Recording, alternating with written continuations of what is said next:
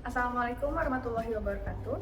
Perkenalkan, nama saya Siti Hasuti dengan NIM 1709624057. Jadi pada kesempatan kali ini saya akan mempraktikkan teori pembelajaran, yaitu teori behavioristik, di mana nantinya saya akan terapkan dalam pengajaran mengenai materi surat dinas yang berkaitan dengan prodi pendidikan administrasi perkantoran.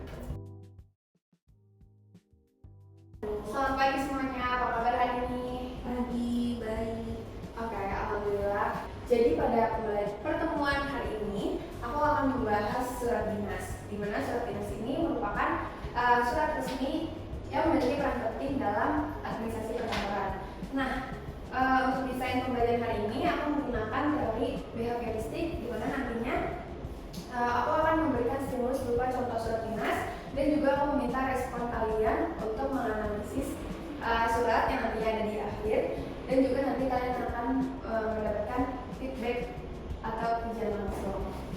Oke, langsung. Nah, di sini capaian pembelajaran ini aku ingin audiens mampu memahami, mengidentifikasi dan juga membuat surat dinas secara tepat melalui metode berbasis teori behavioristik, di mana materi pembelajarannya mencakup pengertian surat dinas, fungsi surat dinas, ciri-ciri surat dinas, struktur surat dinas, dan terakhir kesalahan umum surat dinas.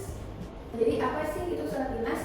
Jadi surat dinas merupakan media komunikasi tertulis berupa surat resmi yang dikeluarkan langsung oleh instansi pemerintah, lembaga, atau organisasi yang berisikan informasi, perintah, atau keterangan terkait pelaksanaan tugas kedinasan dan diakui secara hukum dalam berbagai aktivitas administratif untuk disampaikan kepada pihak lain. Jadi ini banyak banget sebenarnya fungsi surat dinas, tapi di sini ada 6 fungsi utama, di mana fungsi surat dinas itu merupakan sebagai bukti hitam di atas putih. Berikutnya ada ciri-ciri surat dinas, di mana ciri-ciri surat dinas antara lain yaitu surat dinas harus menggunakan kop surat dari instansi atau lembaga yang berkaitan. Struktur surat dinas, di mana yang pertama ini merupakan kop surat atau kepala surat. Kedua di sini ada berisi nomor, sifat, bisa dicantumkan di bisa tidak. Berikutnya ada derajat juga opsional. Yang ketiga ada lampiran dan hal. Dan pada bagian ketiga ini ada tanggal berbentuk surat. Nah, yang keempat ada alamat tujuan, yaitu biasanya ditulis YTH pada alamat, siapa-siapanya, dan alamat tujuannya. Berikutnya yang kelima ini ada isi surat, di mana di sini ada paragraf pembuka surat, selanjutnya ada isi surat, dan yang terakhir ada penutup surat. Dan yang poin ke-6 di sini ada tanda tangan pejabat, dan yang ke-7 biasanya ada tulisan surat. Nah, berikutnya kita bakal bahas mengenai kesalahan-kesalahan yang biasa ditemukan pada surat. Biasanya yang pertama itu adalah kesalahan pada penulisan tanggal surat.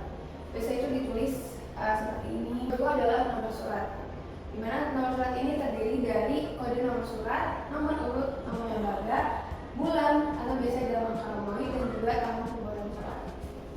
Yang ketiga ini ada lampiran, itu adalah hal surat. Jadi hal surat ini sebaiknya tidak usah ditulis terlalu panjang, jadi langsung saja ke inti isi surat tersebut. Berikutnya ini adalah latihan, di mana kalian akan menganalisis kesalahan pada surat. Nah, di sini udah ada bentuk suratnya. Silakan kalian analisis, aku kasih waktu selama 3 menit. Setelah pemaparan penjelasan, pada sesi ini saya memberikan stimulus berupa contoh surat dinas yang mengandung kesalahan dan pertanyaan mengenai struktur surat dinas. Mahasiswa merespon dengan menganalisis kesalahan dan menyebutkan bagian-bagian surat dinas.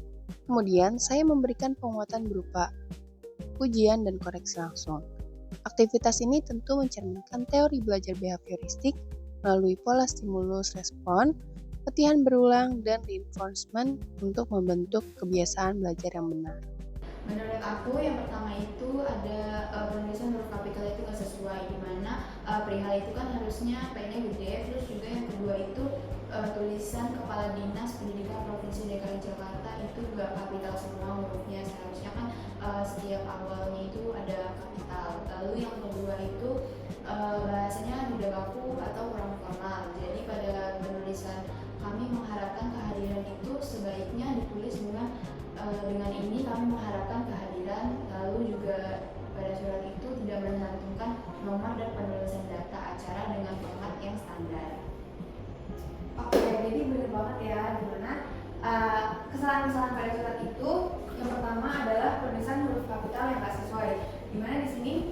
lampiran dan perihal itu ditulisnya nggak kapital yang harusnya ditulis kapital di awal hurufnya. Selanjutnya yang kedua di sini juga ada penulisan kepala dinas, di mana kepala dinas di sini ditulisnya itu nggak menggunakan huruf kapital. Harusnya kepala dinas pendidikan provinsi DKI Jakarta ditulis dengan huruf kapital di awalnya. Nah yang kedua itu adalah bahasanya yang tidak baku dan juga kurang formal untuk digunakan dalam surat dinas. Nah di sini pada kalimat maka kami mengharapkan kehadiran Bapak atau Ibu seharusnya diganti dengan ini kami mengharapkan kehadiran, karena ini lebih baku dan juga terkesan lebih formal gitu. Nah di dalam surat ini juga dia tidak mencantumkan nomor dan juga penulisan data acara dengan format yang sesuai standar surat dinas. Aku mau tanya lagi nih ke kalian, jadi kan tadi aku udah jelasin kan struktur surat dinas. Nah dalam surat ini kira-kira pada bagian ini tuh bagian apa sih? Yang pertama itu ada kop surat, Iya. ada nomor, lampiran, perihal dan tanggal. Selanjutnya ada alamat yang dituju atau alamat dalam, lalu ada salam membuka, lanjut ke isi surat, lalu ke salam penutup hingga bagian penutup yaitu yang terdiri dari tanda tangan, nama dan jabatan. Oke, benar banget. Jadi ini berarti struktur suratnya udah lengkap ya. Sampai sini apakah ada pertanyaan atau sudah jelas? Tidak ada, cukup. Oke, jadi kesimpulan pembelajaran hari ini adalah surat dinas merupakan surat resmi yang dikeluarkan oleh instansi atau lembaga terkait yang memiliki peran penting dalam administrasi perkantoran. Tadi kan kalian juga sudah menyebutkan struktur-struktur surat dan juga kalian mampu menganalisis surat. Jadi saya rasa juga pembelajaran hari ini sudah cukup. Sebelumnya, terima kasih banyak dan mohon maaf apabila ada kekurangan.